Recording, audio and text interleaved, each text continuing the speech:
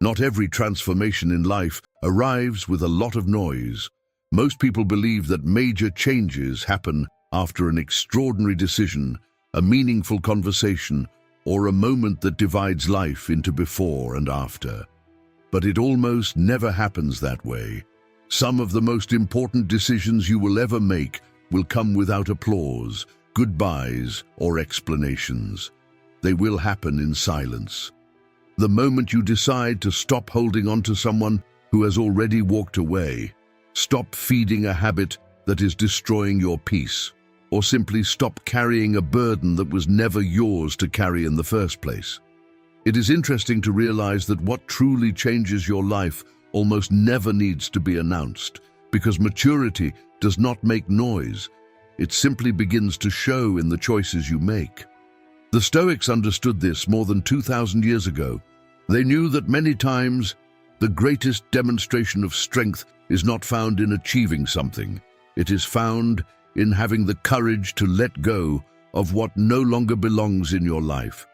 In this video, I have brought together 7 things you need to learn to eliminate in silence, without arguing, without trying to convince anyone, without turning every change into a spectacle.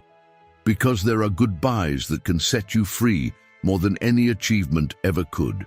And the 7th is, perhaps, the hardest goodbye of all, but it is also the one that often gives you the greatest sense of freedom. Thing number 1, complaints that don't lead to any change. Notice something interesting. Complaining is the most widely spoken language in the world. 2 people who have absolutely nothing in common can find something to talk about in seconds. All it takes is traffic, the cost of living, the heat, the government. It's the easiest conversation there is.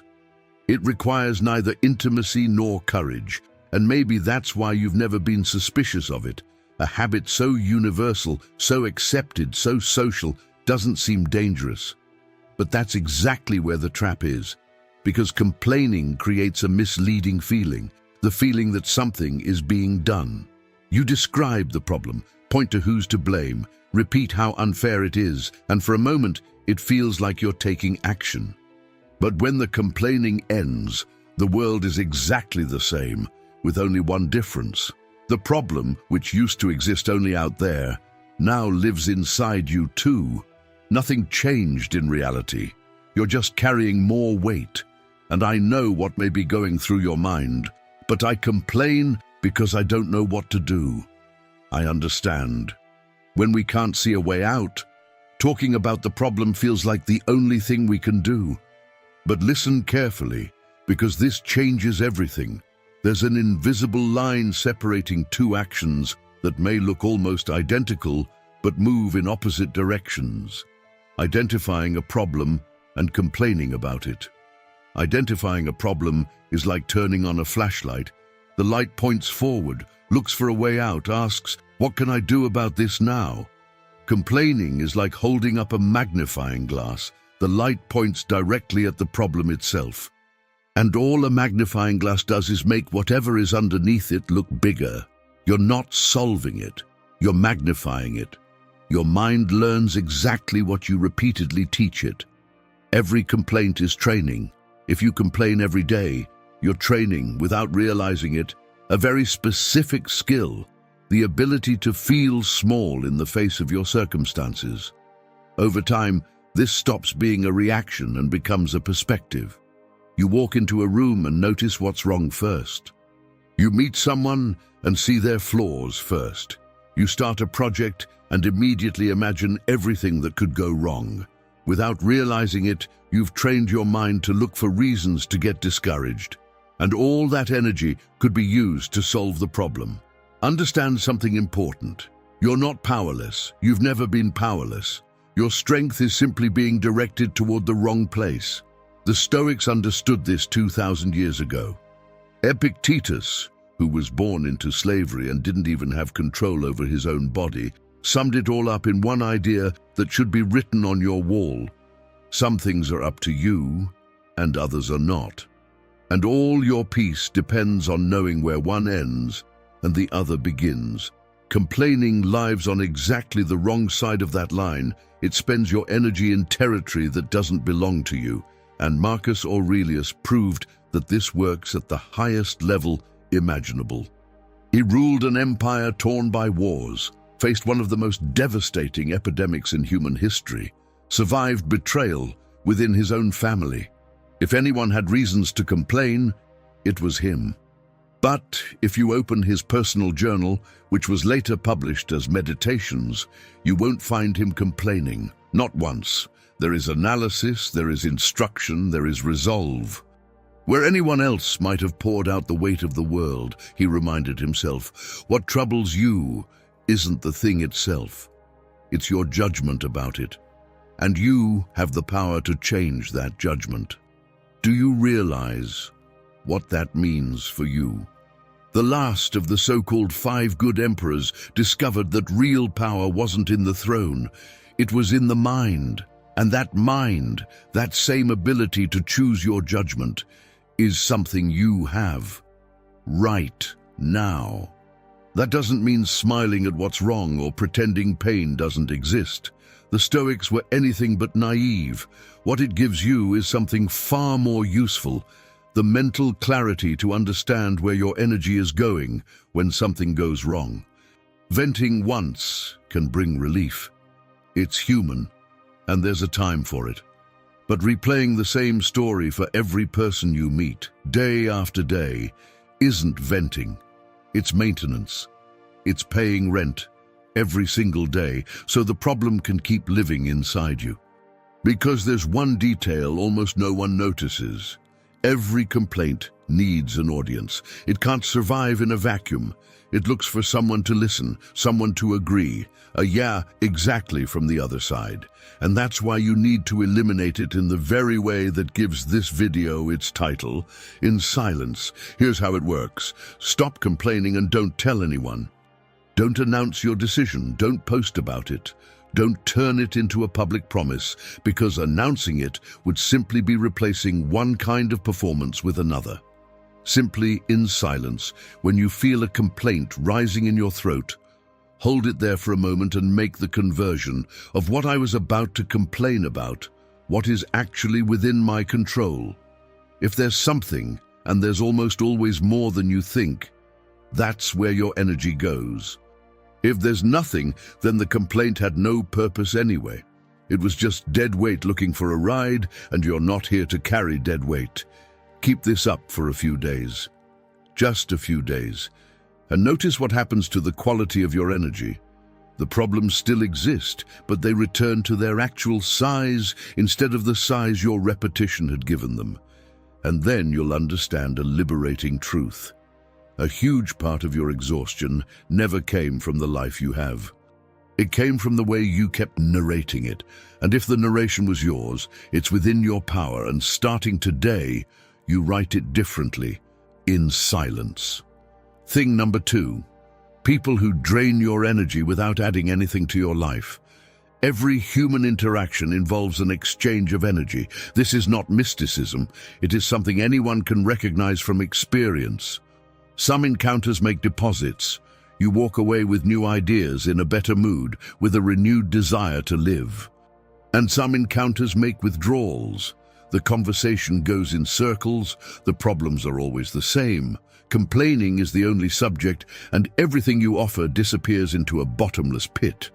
Seneca said that everyone who passes through our lives leaves a little of their character behind. The body quietly keeps track of this every single day. Most people simply never check the balance. And this is where the hardest part comes in. The reason so many people put off looking at it for years: guilt. Because these people are rarely villains. Often they are people you care about, good people, people who have been part of your life for a long time, who are simply going through a phase that no longer aligns with yours, or who have learned only one way to relate to others: by receiving. Admitting that someone you love drains, you can feel like a betrayal. But denying it is an even greater betrayal of yourself. Recognizing the toll it takes is not about blaming anyone. It is simply about no longer lying to yourself about how exhausted you feel.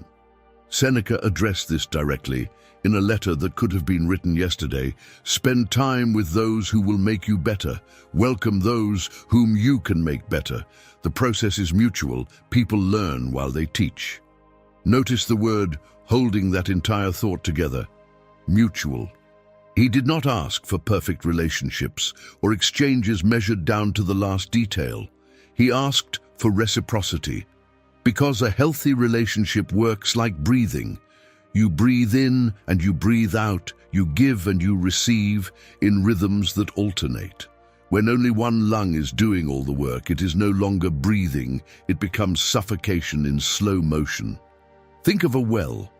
It can provide water for an entire household as long as the rain and groundwater keep replenishing it.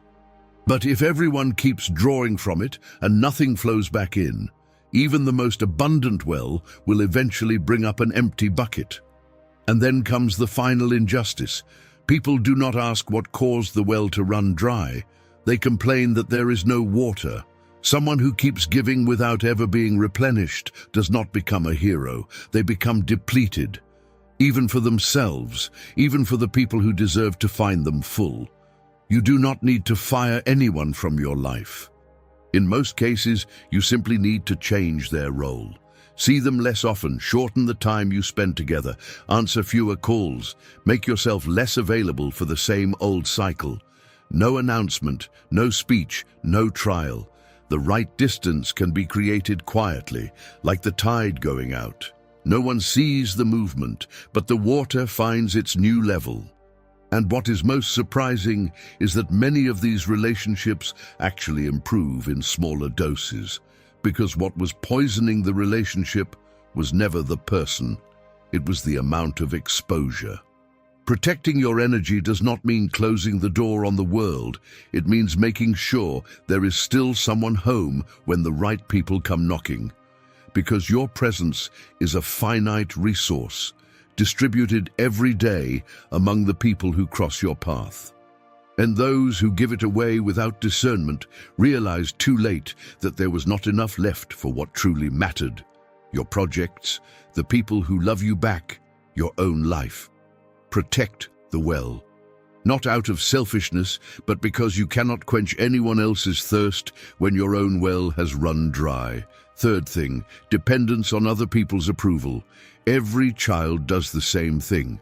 They finish a drawing and immediately hold it up in the air, searching for an adult's eyes. They don't yet know if the drawing is good. They're waiting for the other person's face to decide. If they get a smile, the drawing becomes a treasure. If they get indifference, it becomes just a piece of paper. The gesture is innocent and, in childhood, necessary. The problem is that many people grew up, put away the crayons, and never lowered their arm. They keep holding up every decision, every achievement, every piece of themselves, waiting for someone else's approval before knowing how to feel. And notice what that waiting really is. A transfer of power. Every time someone needs another person's validation to feel at peace, they're placing the key to their own emotional state in the hands of people who don't even know they've been given it. The boss's mood, a relative's comment, a partner's silence, everything becomes a verdict. It's a courtroom that operates 24 hours a day, where anyone can be the judge, and where the defendant voluntarily shows up every single day to be judged by people who have never even read the case. What's most interesting is how unstable that courtroom is. Other people's opinions change depending on how poorly they slept, the envy they won't admit to, the pain they're going through that day. The exact same thing you do gets applause on Monday and criticism on Wednesday, not because you changed, but because the judge woke up feeling different. Building your sense of worth on that is like building a house on the tide. The quality of the bricks doesn't matter. The ground itself never stops moving.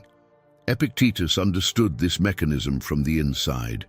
He was born a slave and became one of the freest men in Rome. And he left this warning: if you want to improve, be content to be thought foolish and stupid by others. It sounds like strange advice until you understand what he discovered. There is a kind of slavery without chains, where the audience is the master and no one escapes, as long as they still need the applause of their own captivity. Because that's what the need for approval costs you. Your authenticity, one installment at a time. An opinion swallowed here, a preference hidden there, a decision postponed because of what will people think. And after a few years, a person becomes an expert at being who others expect them to be, and completely unable to understand who they really are. The applause comes, sometimes in abundance, but it comes for the character you're playing, and there is no greater loneliness than being applauded for someone you're not. Here, the Stoics take the step that almost no one takes. The way out isn't to loudly declare your independence, it's to quietly practice it. Announcing on social media that you don't care what people think anymore is simply changing the request. Before, you were asking for approval. Now you're asking for approval for not needing approval. The audience is still in control. Real freedom doesn't make speeches. It simply acts. It makes a decision without consulting 10 people, wears what it likes without an explanatory caption, changes direction without asking the jury for permission. Someone who is truly free doesn't announce that they're free. You can see it in the absence of expectation in their eyes. And there's a simple test to see where you stand. Notice what happens inside you in the time between doing something and someone reacting to it. If peace only comes after their reaction, the power is still outside of you. If peace comes with the act itself because you measured it against your own conscience, not against how it was received, then something rare has happened. The courtroom has closed, and the judge now lives at the same address you do. That doesn't mean disregarding people or refusing to listen. Advice from someone who loves you is a compass. The opinion of someone who doesn't even know you is just wind. The wise person listens to both, but only hands the wheel to one. The difference between a prisoner of approval and a free person was never how many people they listened to. It was knowing who gets the final say. Life asks you a silent question every day. Who signs off on your decisions? It can be the audience, which changes from one moment to the next, and tomorrow may not even remember your name.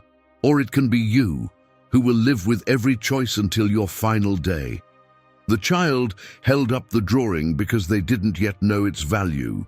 You no longer have that excuse. You can finish the drawing, look at it with your own eyes, and for the first time, decide for yourself that it's good. It's a small gesture, almost invisible, but that's exactly how you lower your arm and raise your life. Thing number 4, the perfectionism that paralyzes you. Perfectionism has the best disguise of all human flaws. It presents itself as discipline, high standards, a commitment to doing things well, and that is why it is the only flaw people proudly admit to in job interviews. But look at what it actually produces. Drawers full of projects that never see the light of day, books that died in the 3rd chapter, entire businesses that existed only in notebooks, talents the world never discovered because their owners thought it still wasn't the right time. Perfectionism doesn't have a portfolio of masterpieces, it has a graveyard of almosts. And here is the secret it hides so well. Most of the time, perfectionism isn't about having high standards. It's fear dressed up as high standards. Because there is a hidden advantage to never finishing anything.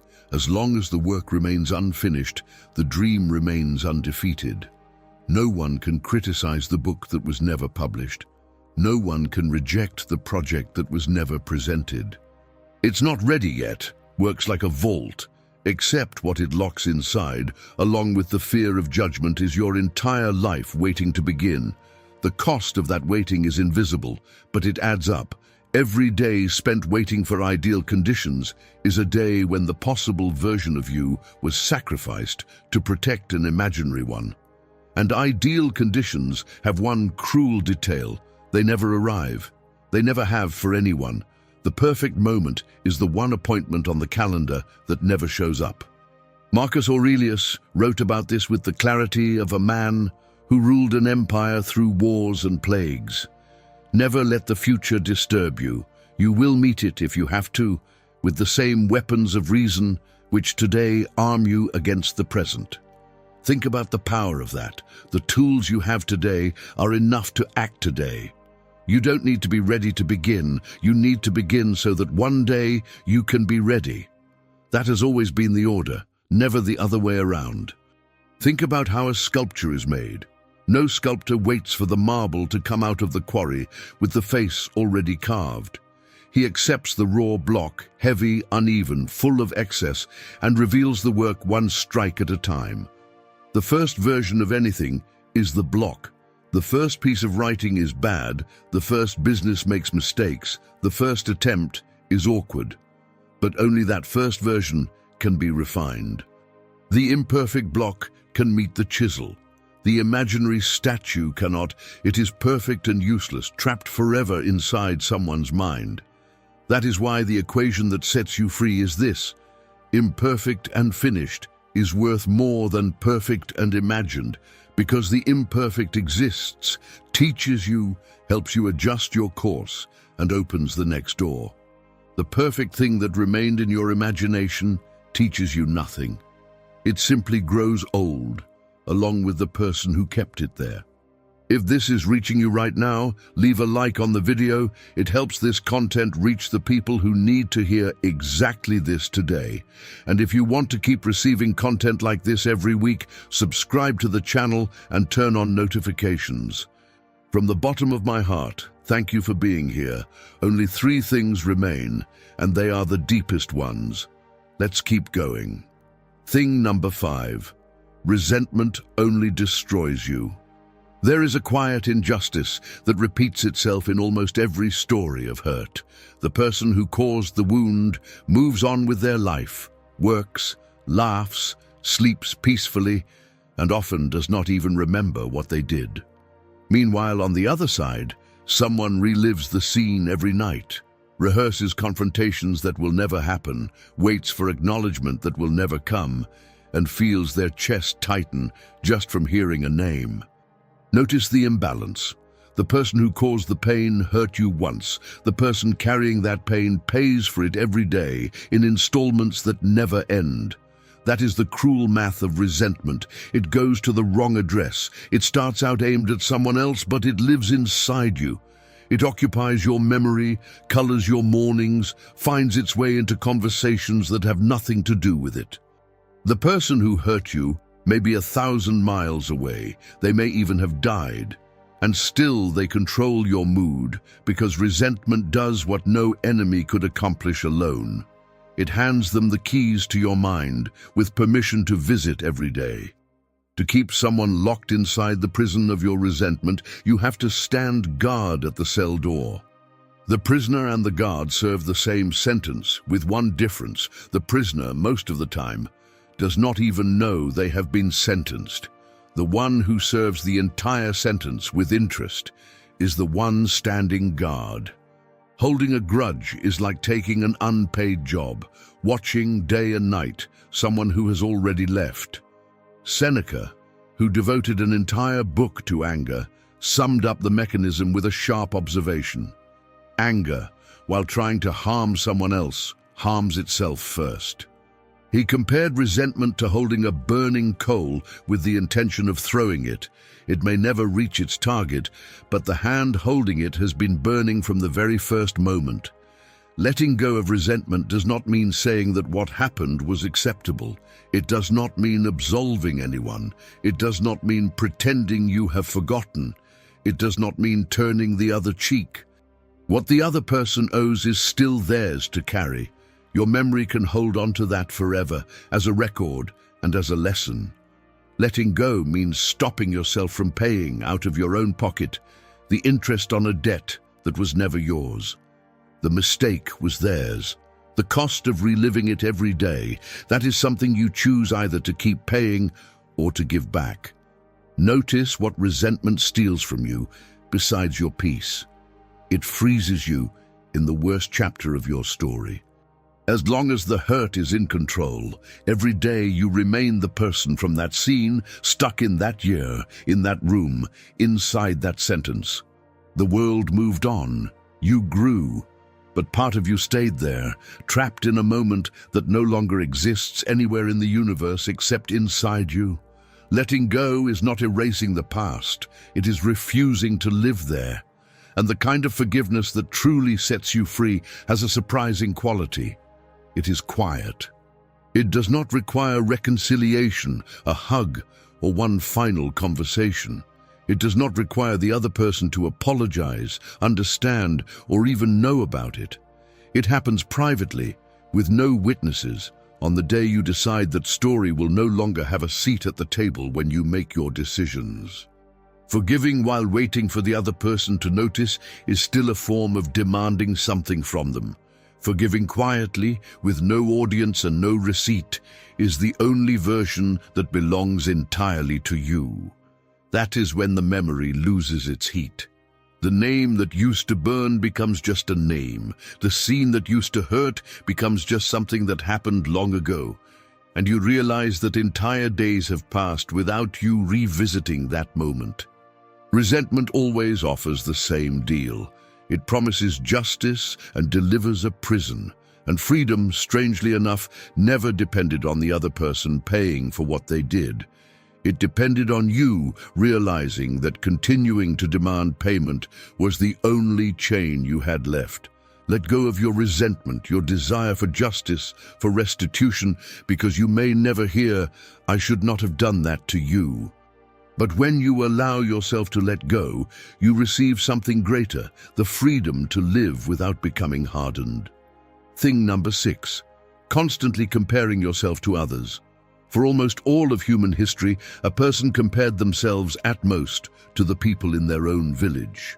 A farmer looked at his neighbor, a craftsman at someone in the same trade, a few dozen lives, all visible in their entirety, with their good harvests and bad ones, their days of strength and their setbacks.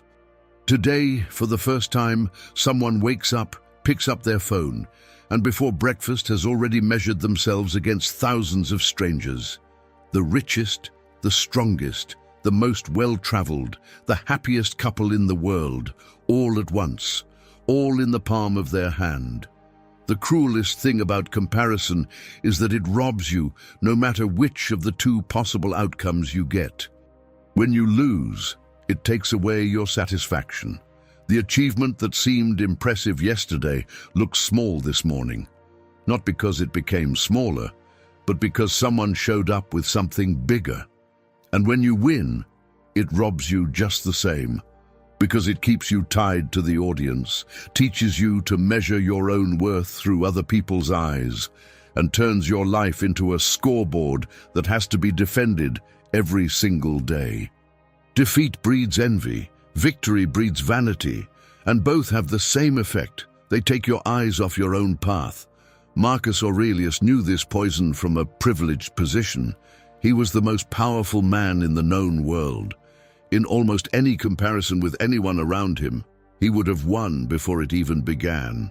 And yet he, who had everything to gain from this game, refused to play it.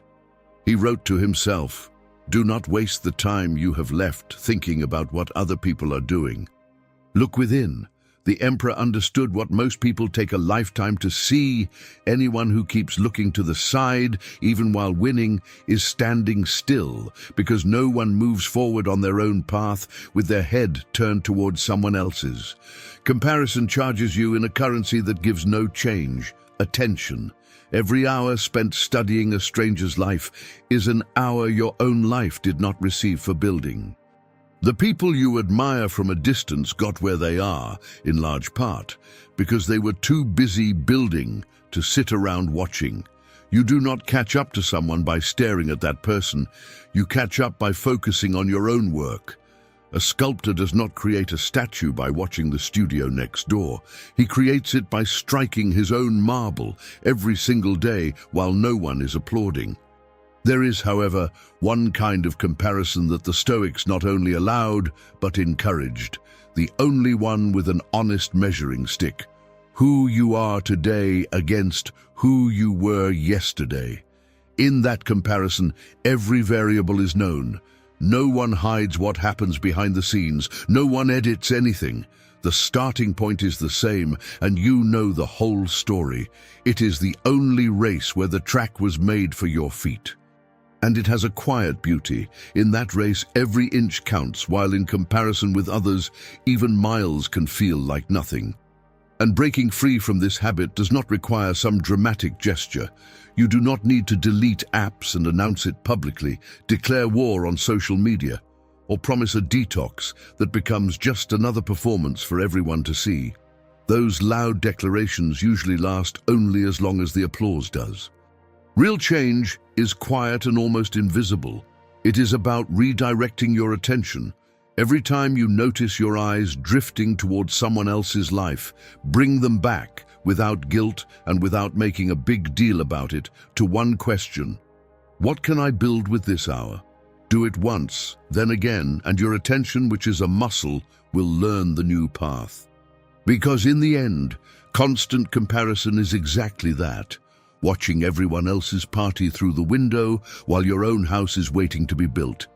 And no one can build walls with their hands pressed against the glass. The day you turn away from the window and pick up the bricks, something shifts inside you. Envy becomes a project, anxiety becomes purposeful work, and other people's lives, which once seemed so loud, become what they always were, just distant noise, in the home of someone who is also trying the best way they can to build their own. Thing number 7. The version of yourself you no longer are. Think of a soldier who came home from war, but still sleeps in his armor. At one point, that armor saved his life. Every iron plate was forged out of necessity, not choice. The problem is that the war is over, and he is still carrying 66 pounds of protection just to walk across a peaceful room. What was once a shield has become a burden. What once protected him is now the very thing keeping him from embracing someone. Almost everyone carries armor like this. A version of themselves that was built in the past because it needed to exist. The one who endured everything in silence because there was no one to rely on. The one who never asked for help because they learned early on that help was not coming. The one who made themselves small so they would not be a burden because taking up space came at a cost. The one who defined themselves by what happened to them because they did not yet know there was another option. That version deserves respect. It got you here alive, but there is a huge difference between being grateful to the person who carried you through and letting that person run your life forever. Because the problem was never that this version of you existed. The problem is that it is still making the decisions. It is you today, turning down opportunities because of fears you had 10 years ago, measuring what you deserve by the standards of a time that has already ended, responding to the present with reflexes trained for a danger that no longer exists. The prison cell was torn down a long time ago, but someone who spent years inside it sometimes still walks only as far as the wall used to be. Epictetus went straight to the heart of this. It is not what happens to you that determines who you are, it is what you decide to do with what happens. Notice the verb, decide. The past wrote the first chapters, and no one can erase that. But there comes a moment when the pen changes hands, and most people do not even realize that it is already in theirs. This change does not need an announcement. You do not need to tell anyone you have changed, prove that you have changed, or wait for them to believe that you have changed. The old version of you does not disappear because of a speech. It disappears through decisions. One a day, every time you act from who you have chosen to be, instead of who the past convinced you that you were. Another plate of armor falls to the ground. No audience, no applause, no witnesses. And that is exactly why it works. A transformation that needs an audience lasts only as long as the audience does. One that happens in silence lasts a lifetime. Marcus Aurelius, one of the most closely watched men in the world, did his most important work where no one could see it, in journals written for no one but himself. There, without a crown and without an audience, he examined each burden, confronted each old version of himself, and decided, in private, who he would be in public. The deepest changes in anyone's life have never arrived with fireworks. They arrived on an ordinary day through a decision no one else heard. And that is how it is with all 7 things we have seen today. The complaints that build nothing, the people who drain your energy, the constant need for approval, the perfectionism that paralyzes you, the resentment that only eats away at the person carrying it, the comparison that steals the value from your own path, and the version of yourself you no longer are. Notice that they all ask the same thing of you, a decision made in silence and repeated every day until letting go stops being something you have to work at and becomes simply who you are.